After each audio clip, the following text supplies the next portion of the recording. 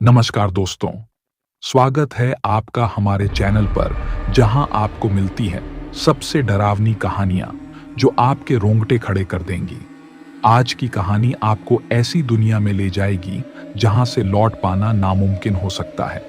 अगर आपको डरावनी कहानियां पसंद हैं तो जल्दी से इस वीडियो को लाइक करें और चैनल को सब्सक्राइब करें और बेल आइकन दबाएं ताकि आप कोई भी कहानी मिस न करें। अब बिना देरी किए चलिए शुरू करते हैं आज की कहानी। राहुल एक पुरानी इमारतों के शौकीन शख्स था। उसने अब तक भारत के कई पुराने किलों, इस किले के बारे में कई रहस्यमय कहानियां थीं। कहा जाता था कि किले में जो भी जाता है वो कभी वापस नहीं आता। वहां की हवाओं में ऐसी सिहरन थी जो रात होते ही किसी के भी दिल को दहला सकती थी। एक दिन राहुल ने ठान लिया कि वह इस किले के रहस्यों से पर्दा उठाएगा। अपने कुछ दोस्तों के साथ वह किले के लिए निकल पड़ा। रास्ते में उसे गांव के बुजुर्गों ने रोका और कहा, बेटा वहां मत जा, किला तुम्हें निगल जाएगा। जो भी वहां गया है वो लौटकर नहीं आया। लेकिन राहुल ने इन बातों को अंधविश्वास मानकर नजरअंदाज कर दिया। रात के करीब 9 बजे वह और उसके दोस्त किले के दरवाजे पर पहुंचे। किला देखने में विशाल और भयानक था।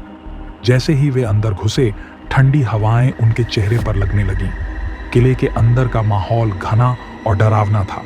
हर दीवार पर अजीब आकृतियां उभरी हुई थीं और छत से लटके हुए जाले उन्हें किसी और ही दुनिया में खींच रहे थे। जब वे किले के अंदरूनी हिस्से में पहुंचे तो उन्हें चारों ओर रास्ते ही रास्ते दिखाई दिए, जैसे एक भूल भुलैया में आ गए हों। राहुल ने एक दिशा तय की और उस ओर चलने लगे। चलते चलते उन्हें ऐसा महसूस होने लगा कि कोई उनके पीछे पीछे चल रहा है। कभी कभी धीमी आवाजें सुनाई देती, जैसे कोई फुसफुसा रहा हो। उनके कदमों की आवाजें गूंज रही थीं और अचानक एक दरवाजा अपने आप खुल गया। भीतर झांकने पर देखा कि वहां एक अजीब सी रोशनी जल रही है। अंदर जाते ही उन्हें एक विशाल हॉल दिखा, जहां बीचों बीच एक पुराना टूटा फूटा बिस्तर रखा था। जैसे ही उन्होंने बिस्तर के करीब कदम रखा, किले के दरवाजे एक जोरदार धमाके के साथ बंद हो गए। अब वे बाहर नहीं जा सकते थे।